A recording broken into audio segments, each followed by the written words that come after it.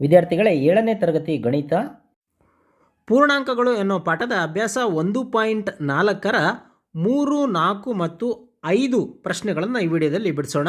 3ನೇ ಲೆಕ್ಕ ಖಾಲಿ ಬಿಟ್ಟ ಸ್ಥಳಗಳನ್ನು ತುಂಬಿರಿ ಅಂತ ಕೊಟ್ಟಿದ್ದಾರೆ. 369 divided by dash is equal to 369 ಅಂತ. ಇಲ್ಲಿ ಯಾವುದರಿಂದ 369ಅನ್ನು ಭಾಗಿಸಿದ್ರೆ ಉತ್ತರ 369 ಬರುತ್ತೆ ಅಂದರೆ 1 ಅಲ್ವಾ? ನೋಡಿದ ತಕ್ಷಣ ಹೇಳ್ಬಿಡ್ಬೋದು, 1ರಿಂದ ಭಾಗಿಸಿದ್ರೆ ಗೊತ್ತಾಗುತ್ತೆ. ಇದು ನೋಡಿ -75 ಡಿವೈಡೆಡ್ ಬೈ ಯಾವುದರಿಂದ ಭಾಗಿಸಿದ್ರೆ -1 ಬರುತ್ತೆ. 1 ಯಾವಾಗ ಬರಲಿಕ್ಕೆ ಸಾಧ್ಯ? ಅದೇ ಸಂಖ್ಯೆಯನ್ನು ಅದೇ ಸಂಖ್ಯೆಯಿಂದ ಭಾಗಿಸಿದಾಗ ಅಲ್ವಾ? ಇಲ್ಲಿ ಮೈನಸ್ ಹಾಕ್ಬಿಟ್ರೆ ಏನಾಗುತ್ತೆ? ಮೈನಸ್ ಇಂಟು ಮೈನಸ್ ಪ್ಲಸ್ ಆಗುತ್ತೆ, ಅಂದರೆ ಮೈನಸ್ ಹೋಗ್ಬಿಡುತ್ತೆ. ಸೊ ಹಾಗಾಗಲ್ಲ, ಆದರೆ ಏನು ಕೊಟ್ಟಿದ್ದಾರೆ? ಮೈನಸ್ ಕೊಟ್ಟಿದ್ದಾರೆ. ಸೊ ಮೈನಸ್ ಇರೋದ್ರಿಂದ ಒಂದು ಕಡೆ ಮೈನಸ್ ಇದ್ದರೆ ನಡೆಯುತ್ತೆ. ಹಾಗಾಗಿ -75 divided by 75 is equal to -1 ಆಗುತ್ತೆ. Next -206 divided by dash is equal to 1. ಏನನ್ನು ಭಾಗಿಸಿದ್ರೆ 206ಕ್ಕೆ 206 ಬರುತ್ತೆ ಅಂತ. 206ಅನ್ನು ಭಾಗಿಸಿದ್ರೆ ನೋಡಿ, ಹೌದಾ, 1 ಬರುತ್ತೆ. ಆದರೆ ಇಲ್ಲಿ ಮೈನಸ್ ಇರೋದ್ರಿಂದ, ಇಲ್ಲಿ ಪ್ಲಸ್ ಇರೋದ್ರಿಂದ ಇಲ್ಲೂ ಸಹ ಮೈನಸ್ ಹಾಕ್ಬಿಟ್ರೆ ಆಗೇನಾಗುತ್ತೆ? ಮೈನಸ್ ಮೈನಸ್ ಎರಡು ಕಡೆ ಕ್ಯಾನ್ಸಲ್ ಆಗುತ್ತೆ, ಆಗ +1 ಉತ್ತರ ಬರುತ್ತೆ. ನೆಕ್ಸ್ಟ್ ಇದು ಇದೇ ರೀತಿ ನೋಡಿ, -87 divided by dash is equal to 87. ಇದನ್ನು 1ರಿಂದ ಭಾಗಿಸಿದ್ರೆ ಎಂಥ? 1ರಿಂದ -1ರಿಂದ, ಕಾರಣ ಇಲ್ಲೂ ಮೈನಸ್ ಕ್ಯಾನ್ಸಲ್ ಆಗಿ +87 ಬರುತ್ತೆ ಇದು. ನೆಕ್ಸ್ಟ್ ಈ dash divided by 1 is equal to 87 ಅಂತಿದೆ. 1ಅನ್ನು ಯಾವುದಕ್ಕೆ ಭಾಗಿಸಿದ್ರೆ 87 ಉತ್ತರ ಬರುತ್ತೆ? -87 ಅಂದರೆ -87 ಅಲ್ವಾ? -87ಅನ್ನು 1ರಿಂದ ಭಾಗಿಸಿದಾಗ ಉತ್ತರನೂ -87 ಬರುತ್ತೆ. ಇನ್ನು ಎಫ್ ಲೆಕ್ಕ, -1 ಯಾವಾಗ ಬರುತ್ತೆ? 48ಅನ್ನು ಯಾವುದಕ್ಕೆ ಭಾಗಿಸಿದಾಗ ಅಂದರೆ 48ಕ್ಕೆ ಭಾಗಿಸಿದಾಗ. ನೆನ್ಪಿಟ್ಕೊಳ್ಳಿ, -48ಕ್ಕೆ 48ಅನ್ನು ಭಾಗಿಸಿದಾಗ ಉತ್ತರ -1 ಬರುತ್ತೆ. ಕಾರಣ ಇಲ್ಲಿ ಮೈನಸ್ ಇರೋದ್ರಿಂದ ಒಂದು ಕಡೆ ಮೈನಸ್ ಹಾಕಲೇಬೇಕು, ಇಲ್ಲ ಹಾಕ್ಲಿಕ್ಕೆ ಸಾಧ್ಯ ಆಗುತ್ತೆ.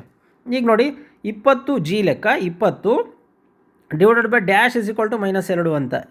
20ಅನ್ನು ಯಾವುದರಿಂದ ಭಾಗಿಸಿದ್ರೆ 2 ಬರುತ್ತೆ?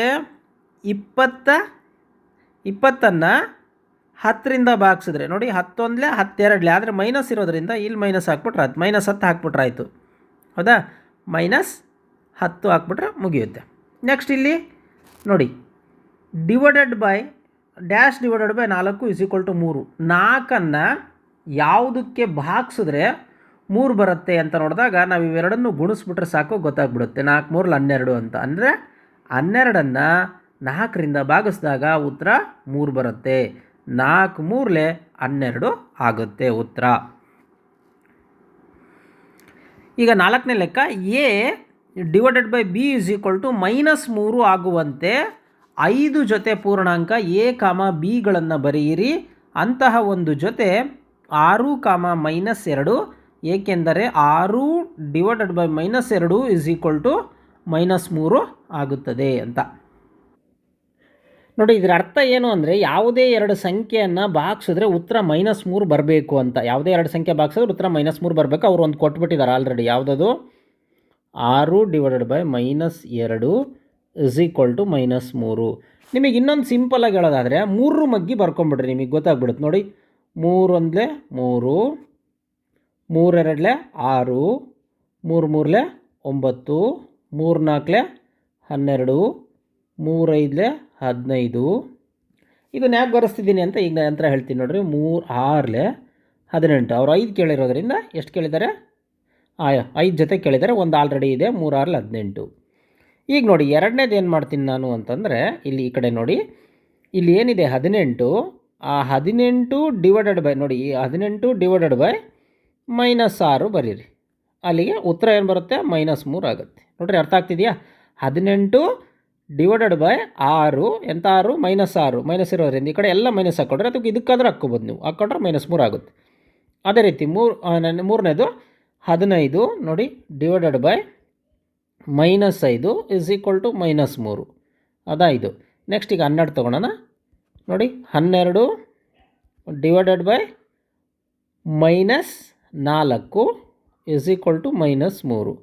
ನೆಕ್ಸ್ಟ್ 5ನೇದು 9 ಬಂತು ನೋಡಿ, 9 divided by -3 is equal to -3. ಅದೇ ರೀತಿ ಎಲ್ಲ ಬರಿತಾ ಹೋಗ್ಬೋದು. ಈ ರೀತಿ ಬರೆದ್ರೆ ನಮಗೆ ಬೇಕಾದಂಥ ಉತ್ತರ ಸಿಕ್ಕಂಗಾಗತ್ತೆ.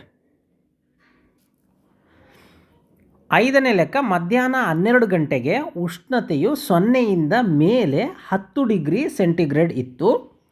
ಮಧ್ಯರಾತ್ರಿವರೆಗೆ ಪ್ರತಿ ಗಂಟೆಗೆ 2 ಡಿಗ್ರಿ ಸೆಲ್ಸಿಯಸ್ನಂತೆ ಇಳಿಕೆಯಾದರೆ ಯಾವ ಸಮಯದಲ್ಲಿ ಉಷ್ಣತೆಯು 0ಗಿಂತ ಕೆಳಗೆ 8 ಡಿಗ್ರಿ ಸೆಂಟಿಗ್ರೇಡ್ ಆಗಬಹುದು? ಮಧ್ಯರಾತ್ರಿಯಲ್ಲಿ ಉಷ್ಣತೆ ಎಷ್ಟಿರುತ್ತೆ ಅಂತ. ಈ ಲೆಕ್ಕನ ಸರಿಯಾಗಿ ಅರ್ಥ ಮಾಡ್ಕೋಬೇಕು ನಾವು. ನೋಡಿ, ಇದು 0 ಅಂತ ಕರೆದ್ರೆ ಇಲ್ಲಿ ಮೇಲೆ 10 ಅಂತಂದರೆ 0ಗಿಂತ ಮೇಲೆ 10 ಅಂತ. ನೆಕ್ಸ್ಟ್ ಕೆಳಗೆ ಅಂತಂದರೆ ಮೈನಸ್ ಅಂತ. ಹೌದಾ? 8 ಅಂದರೆ 0ಗಿಂತ ಕೆಳಗೆ ಅಂದರೆ ಏನರ್ಥ? ಮೈನಸ್ ಅಂತ. 0ಗಿಂತ ಕೆಳಗೆ ಅಂದರೆ ಮೈನಸ್ಸು, 0ಗಿಂತ ಮೇಲೆ ಅಂದರೆ ಪ್ಲಸ್ಸು ಅಂತ ಅರ್ಥ. ಇದನ್ನು ನಾವು ಅರ್ಥ ಮಾಡಿಕೊಂಡ್ರೆ ಇಲ್ಲಿ ಲೆಕ್ಕ ಮಾಡೋದು ನಮಗೆ ಸುಲಭ ಆಗುತ್ತೆ. ಈಗ ನಾವೇನು ಮಾಡೋಣ, ಮಧ್ಯಾಹ್ನ 12 ಗಂಟೆಗೆ ಉಷ್ಣತೆಯು ಅಂತ ಬರ್ಕೊಳ್ಳೋಣ. ಎಷ್ಟು? 0ಯಿಂದ 10 ಡಿಗ್ರಿ ಅಂತಂದರೆ +10 ಅಂತ ಬರ್ಕೊಳ್ಳೋಣ. ನೋಡಿ, ಮಧ್ಯಾಹ್ನ 12 ಗಂಟೆಗೆ ಉಷ್ಣತೆಯು +10 ಡಿಗ್ರಿ ಅಂದರೆ 0ಗಿಂತ ಮೇಲೆ ಅಂತ ಅರ್ಥ. ಹಂಗೆ ಪ್ರತಿ ಗಂಟೆಗೆ 2 ಡಿಗ್ರಿ ಸೆಂಟಿಗ್ರೇಡ್ ಆಗುತ್ತೆ, ಕಡಿಮೆ ಆಗುತ್ತೆ ಅಂತ. ಪ್ರತಿ ಗಂಟೆಗೆ ಅಂದರೆ ಒಂದೊಂದು ಗಂಟೆಗೆ ಎಷ್ಟಾಗುತ್ತೆ? 2 ಡಿಗ್ರಿ ಸೆಂಟಿಗ್ರೇಡ್ ಕಡಿಮೆ ಆಗುತ್ತಂತೆ. ಹಾಗಾದರೆ ನಾವೇನು ಮಾಡೋಣ, ಮಧ್ಯಾಹ್ನ 1 ಗಂಟೆಗೆ ಉಷ್ಣತೆ ಏನಾಗುತ್ತೆ ನೋಡಿ. ಈ ಲೆಕ್ಕನ ಹಲವಾರು ರೀತಿ ಮಾಡ್ಬೋದು. ಗಣಿತನ ಒಂದೇ ಮೆಥಡಲ್ಲೇ ಮಾಡಬೇಕಂತೇನಿಲ್ಲ, ನಮಗೆ ಯಾವ ಮೆಥಡ್ ಬೇಕಾದ್ರೂ ಮಾಡ್ಬೋದು. ನಾನು ನಿಮಗೆ ಅರ್ಥ ಆಗಲಿ ಅಂತೇಳಿ ಇದು ಸ್ವಲ್ಪ ಏನು ಬರ್ಕೊಳೋದು ಜಾಸ್ತಿ ಮೆಥಡ್ ಬರ್ತಾ ಇದೆ. ಈಗ ನೋಡಿ, ಮಧ್ಯಾಹ್ನ 12 ಗಂಟೆಗೆ ಉಷ್ಣತೆ ಎಷ್ಟಿದೆಯಪ್ಪ? 10 ಡಿಗ್ರಿ ಸೆಂಟಿಗ್ರೇಡ್. 0ಗೆ ಮೇಲೆ ಅಂತಂದರೆ ಆಗಲೇ ಚಿತ್ರ ಬರ್ತು ತೋರಿಸುತ್ತೆ +10 ಡಿಗ್ರಿ ಅಂತ. ಹೌದಾ? ಮಧ್ಯರಾತ್ರಿವರೆಗೆ ಪ್ರತಿ ಗಂಟೆಗೆ 2 ಡಿಗ್ರಿ ಸೆಂಟಿಗ್ರೇಡ್ ಅಂದರೆ 12 ಗಂಟೆ ಆದಮೇಲೆ ಏನು ಬರುತ್ತೆ ಹೇಳ್ರಿ? 1 ಗಂಟೆಗೆ ಎಷ್ಟು ಕಡಿಮೆ ಆಯಿತು? 2 ಡಿಗ್ರಿ ಸೆಂಟಿಗ್ರೇಡ್ ಕಡಿಮೆ ಆಯಿತು. ಸೊ ಅಲ್ಲಿಗೆ 10ರಲ್ಲಿ 2 ಕಳೆದ್ರೆ ಎಷ್ಟು? 8 ಡಿಗ್ರಿ ಸೆಂಟಿಗ್ರೇಡ್ ಅಂತ. ಹೌದಾ? ನೆಕ್ಸ್ಟ್ 2 ಗಂಟೆಗೆ ಅಂದರೆ 8ರಲ್ಲಿ ಮತ್ತೆ 2 ಕಡಿಮೆ ಮಾಡುವಂತ, ಅಲ್ಲಿಗೆ ಎಷ್ಟು ಬಂತು? 6 ಡಿಗ್ರಿ ಸೆಂಟಿಗ್ರೇಡ್ ಅಂತ. ನೆಕ್ಸ್ಟ್ ಮಧ್ಯಾಹ್ನ 3 ಗಂಟೆಗೆ ಎಷ್ಟು? 6ರಲ್ಲಿ ಮತ್ತೆ 2 ಡಿಗ್ರಿ ಸೆಂಟಿಗ್ರೇಡ್ ಕಡಿಮೆ ಮಾಡುವಂತ, ಅಲ್ಲಿಗೆ 4 ಡಿಗ್ರಿ ಸೆಂಟಿಗ್ರೇಡ್ ಅಂತ. ನೆಕ್ಸ್ಟ್ 4ರಲ್ಲಿ ನೋಡಿ, ಮತ್ತೆ 4 ಗಂಟೆಗೆ ಅದರಲ್ಲಿ ಮತ್ತೆ 2 ಕಡಿಮೆ ಮಾಡಿದ್ರೆ ಎಷ್ಟಾಯಿತು? 2 ಡಿಗ್ರಿ ಸೆಂಟಿಗ್ರೇಡ್ ಅಂತ. ನೆಕ್ಸ್ಟ್ 5 ಗಂಟೆಗೆ ನೋಡಿ, 2ರಲ್ಲಿ ಮತ್ತೆ 2 ಡಿಗ್ರಿ ಸೆಂಟಿಗ್ರೇಡ್ ಕಡಿಮೆ ಮಾಡ್ತೀನಿ ನಾನು. 2ರಲ್ಲಿ 2 ಹೋದರೆ 0 ಅಂತ ಅರ್ಥ. ನೆಕ್ಸ್ಟ್ 6 ಗಂಟೆಗೆ 0ಯಲ್ಲಿ 2 ಡಿಗ್ರಿಯನ್ನು ಕಳಿತೀನಿ. ಸೊ ಅಲ್ಲಿ ಕಳೆದ್ರೆ ಎಂಥದ್ದು? -2 ಡಿಗ್ರಿ ಸೆಂಟಿಗ್ರೇಡ್ ಅಂತ. ನೆಕ್ಸ್ಟ್ ರಾತ್ರಿ ಈ -2ರಲ್ಲಿ ಮತ್ತೆ -2 ನಾನು ಏನು ಮಾಡ್ತೀನಿ? ಕೂಡ್ತೀನಿ. ಅಲ್ಲಿಗೆ -4 ಡಿಗ್ರಿ ಸೆಂಟಿಗ್ರೇಡ್ ಅಂತ. ನೆಕ್ಸ್ಟ್ ನೋಡಿ, -4 ಡಿಗ್ರಿ ಸೆಂಟಿಗ್ರೇಡು ಮತ್ತು -2, ಅಲ್ಲಿಗೆ ಎಷ್ಟಾಯಿತು? -6 ಡಿಗ್ರಿ ಸೆಂಟಿಗ್ರೇಡ್ ಅಂತ. ನೆಕ್ಸ್ಟು ಇಲ್ಲೇನು ಕೇಳಿದರೆ -6, ನೆಕ್ಸ್ಟ್ -2, ಅಲ್ಲಿಗೆ ಎಷ್ಟು? -8 ಡಿಗ್ರಿ ಸೆಂಟಿಗ್ರೇಡ್ ಅಂತ. ನೆಕ್ಸ್ಟ್ -8 -2 =-10 ಡಿಗ್ರಿ ಸೆಂಟಿಗ್ರೇಡ್ ಅಂತ. ನೆಕ್ಸ್ಟ್ -10 ಮತ್ತು -2 -12 ಡಿಗ್ರಿ ಸೆಂಟಿಗ್ರೇಡ್ ಅಂತ. ಈಗ ಅದೇ ರೀತಿ ಇನ್ನೊಂದು ಲಾಸ್ಟ್ ಬರೆದ್ಬಿಡೋಣ. ಯಾವುದು? ರಾತ್ರಿ 12 ಗಂಟೆಗೆ, ಯಾಕಂದರೆ ಮಧ್ಯರಾತ್ರಿವರೆಗೂ ಅಂತ ಕೇಳಿದಾರಲ್ಲ. ರಾತ್ರಿ 12 ಗಂಟೆಗೆ ಉಷ್ಣತೆ, 12 ಗಂಟೆಗೆ ಉಷ್ಣತೆ ಎಷ್ಟು? ಯಾವುದ್ರಲ್ಲಿ ಯಾವ್ದು ಕಳಿಬೇಕು? -12 -2 ದಟ್ ಈಸ್ = -14 ಡಿಗ್ರಿ ಸೆಂಟಿಗ್ರೇಡ್. ಹಾಗಾದರೆ ಮಧ್ಯರಾತ್ರಿ 12 ಗಂಟೆಗೆ ಎಷ್ಟು? -14 ಡಿಗ್ರಿ ಸೆಂಟಿಗ್ರೇಡ್. ಈಗ ಪ್ರಶ್ನೆ ಏನು ಉತ್ತರ? ಯಾವ ಸಮಯದಲ್ಲಿ ಉಷ್ಣತೆಯು 0ಗಿಂತ ಕೆಳಗೆ 8 ಡಿಗ್ರಿ ಸೆಂಟಿಗ್ರೇಡ್ ಆಗ್ಬೋದು? -8 ಡಿಗ್ರಿ ಸೆಂಟಿಗ್ರೇಡ್ ಯಾವಾಗಾಗಿದೆ ನೋಡಿ, ಇಲ್ಲಿದೆ ನೋಡಿ. -8 ಡಿಗ್ರಿ ಸೆಂಟಿಗ್ರೇಡ್ ಯಾವಾಗಾಗಿದೆ? ರಾತ್ರಿ 9 ಗಂಟೆಗೆ ಆಗಿದೆ. ಹಾಗಾಗಿ ಬರೆಯೋಣ ನೋಡಿ, ರಾತ್ರಿ 9 ಗಂಟೆಗೆ ಉಷ್ಣತೆಯು 0ಗಿಂತ ಕೆಳಗೆ ಅಂದರೆ -8 ಡಿಗ್ರಿ ಸೆಂಟಿಗ್ರೇಡ್ ಆಗುತ್ತೆ ಅಂತ. ಇದು ಮೊದಲನೇ ಪ್ರಶ್ನೆ.